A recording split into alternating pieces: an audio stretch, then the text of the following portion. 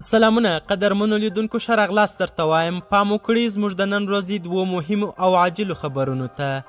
ملا هیبت الله اخوند وایي د افغانستان اسلامي امارت دې د ښځو حقونو پر ځای کولو لپاره جدي اقدامات وکړي.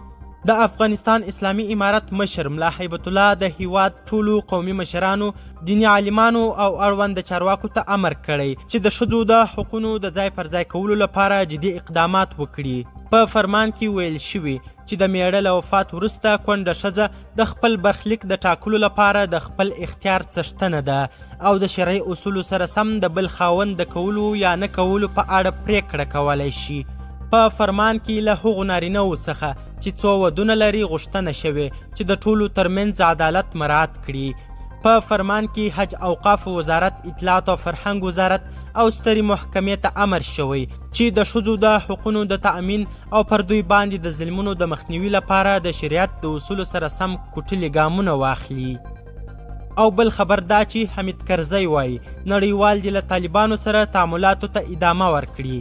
پخوانی ولسمشر حمید کرزی وایي د نورو هیوادونو لخوا د طالبانو حکومت په رسمیت پیژندلو لپاره اړینه ده چې لومړی دا ډاډ ترلاسه شي چې حکومت د ټولو استازیتوب کوي، په کور دننه قانوني مشروعیت لري او د دې لپاره پکار ده چې لویه جرګه جوړه شي. حمید کرزي له بي بي سي سره په مرکه کې ویلي له نړیوالې ټولنې غواړم چې د طالبانو حکومت په رسمیت وپیژني، خو دننه په هیواد کې هم افغانان باید د دې ډاډ ورکړي چې حکومت د ټولو استازیتوب کوي. نوموړي پر لویه جرګه هم ټینګار کړی چې د ده له نظره د افغانانو هیلې خوندي کولی شي. کرزي ویلي چې د طالبانو د حکومت ملاتړ دې وشي او نړیواله ټولنه هم باید راشي او رښتینې مرسته وکړي، خو لاسوهنه دې نه کوي. هغه زیاته کړه افغانان له ترهګرۍ سره د مبارزې په نوم او یا هم په یوه او بل نوم د بهرنیو لاسوهنه نه غواړي. حمید کرزي د افغانستان له ګاونډیو او په ځانګړي ډول له پاکستان څخه غوښتي چې د افغانستان په چارو کې له لاسوهنې ډډه وکړي.